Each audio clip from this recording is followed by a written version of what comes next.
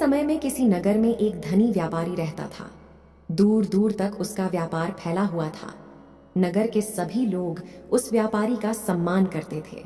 इतना सब कुछ से संपन्न होने के बाद भी वह व्यापारी बहुत दुखी था, क्योंकि उसका कोई पुत्र नहीं था, जिस कारण अपने मृत्यु के पश्चात व्यापार के उत्तराधिकारी की चिंता उसे हमेशा सताती रहती थी। पुत्र प्राप्ति की इच्छा से व्यापारी प्रत्येक सोमवार भगवान शिव की व्रत पूजा किया करता था और शाम के समय शिव मंदिर में जाकर शिव जी के सामने घी का दीपक जलाया करता था। उसकी भक्ति देखकर मां पार्वती प्रसन्न हो गई और भगवान शिव से उस व्यापारी की मनोकामना पूर्ण करने का निवेदन किया। भगवान शिव बोले, इस संसार में सबको उसके कर्म के अनुसार फल की प्राप्ति होती है। जो प्राणी जैसा कर्म करते हैं उन्हें वैसा ही फल प्राप्त होता है। शिवजी द्वारा समझाने के बावजूद मां पार्वती नहीं मानी और उस व्यापारी की मनोकामना पूर्ति हेतु वे शिवजी से बार बार अनुरोध करती रहीं। अंततः माता के आग्रह को देखकर भगवान भोलेनाथ को उस व्यापारी को पुत्र प्राप्ति का वरदान देना पड़ा। वरदान देने के पश्चात भोलेनाथ मां पार्वती से बोले, आपके आग्रह पर मैंने पुत्र प्राप्ति का वरदान तो दे दिया, परंतु इसका यह पुत्र 16 वर्ष से अधिक समय तक जीवित नहीं रहेगा। उसी रात भगवान शिव उस व्यापारी के स्वप्न में आए और उसे पुत्र प्राप्ति का वरदान दिया और उसके पुत्र के 16 वर्ष तक जीवित रहने की भी बात बताई।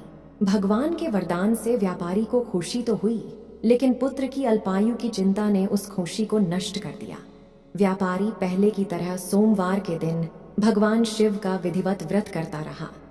कुछ महीनों के बाद उसके घर अति सुंदर बालक जन्म लिया। घर में खुशियां भर गईं।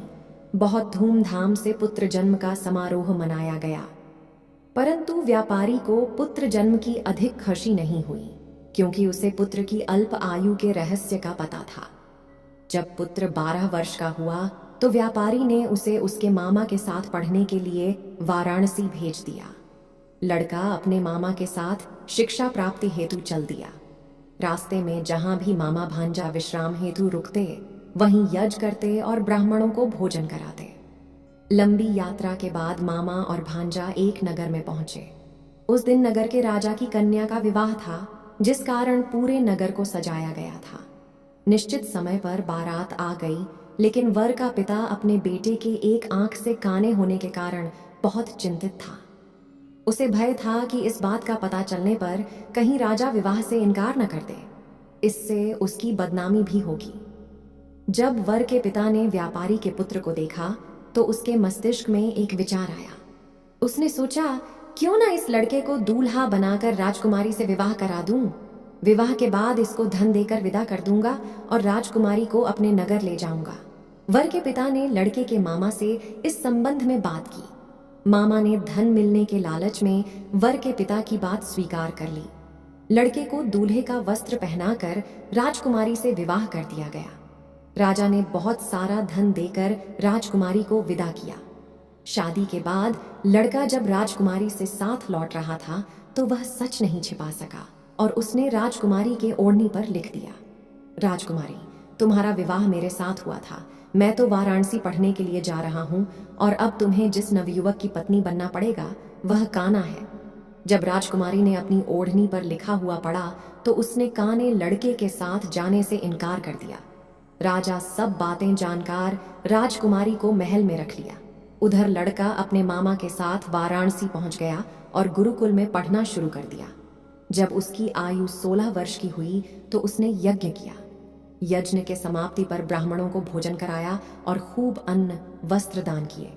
रात को वह अपने शयन कक्ष में सो गया। शिव के वरदान के अनुसार शयनावस्था में ही उसके प्राण पखेरु उड़ गए। सूर्योदय पर मामा मृत भांजे को देखकर रोने पीटने लगा। आसपास के लोग भी एकत्र होकर दुख प्रकट करने लगे। लड़के के मामा के रोने विलाप करने के स्वर समीप से गुजरते हुए भगवान शिव और माता पार्वती भी सुने। पार्वती ने भगवान से कहा, प्राणनाथ, मुझे इसके रोने के स्वर सहन नहीं हो रहे। आप इस व्यक्ति के कष्ट को अवश्य दूर करें। भगवान शिव ने पार्वती के साथ अदृश्य रूप में समीप जाकर देखा तो भोलेनाथ पार्वती से बोले, यह तो उसी व्यापारी का पुत्र है जिसे मैंने 16 वर्ष की आयु का वरदान दिया था।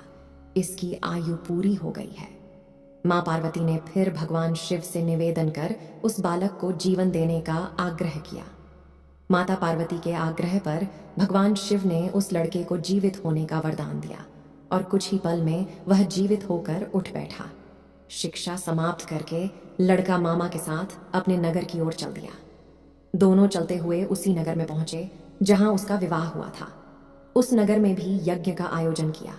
समीप से गुजरते हुए नगर के राजा ने यज्ञ का आयोजन देखा और उसने तुरंत ही लड़के और उसके मामा को पहचान लिया।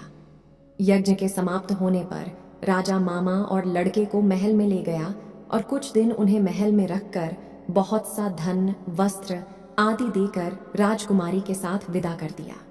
इधर भूखे प्यासे रहकर व्यापारी और उसकी पत्नी बेटे की प्रतीक्षा कर रहे थे। उन्होंने प्रतिज्ञा कर रखी थी कि यदि उन्हें अपने बेटे की मृत्यु का समाचार मिला तो दोनों अपने प्राण त्याग देंगे। परंतु जैसे ही उसने बेटे के जीवित वापस लौटने का समाचार सुना तो वह बहुत प्रसन्न हुआ।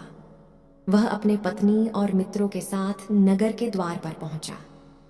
अपने बेटे के विवाह का समाचार सुनकर पुत्र वधू राजकुमारी को देखकर उसकी खुशी का ठिकाना न रहा। उसी रात भगवान शिव ने व्यापारी के स्वप्न में आकर कहा, हे श्रेष्ठी, मैंने तेरे सोमवार के व्रत करने और व्रत कथा सुनने से प्रसन्न होकर तेरे पुत्र को लंबी आयु प्रदान की है। पुत्र की लंबी आयु जानकर व्यापारी बहुत प्रसन्न हुआ। सोमवार का व्रत करने से व्यापारी के घर में खुशियां लौट आईं। शास्त्रों में लिखा है कि जो स्त्री पुरुष सोमवार का विधिवत व्रत करते और व्रत कथा सुनते हैं, उनकी सभी इच्छाएं पूरी होती हैं।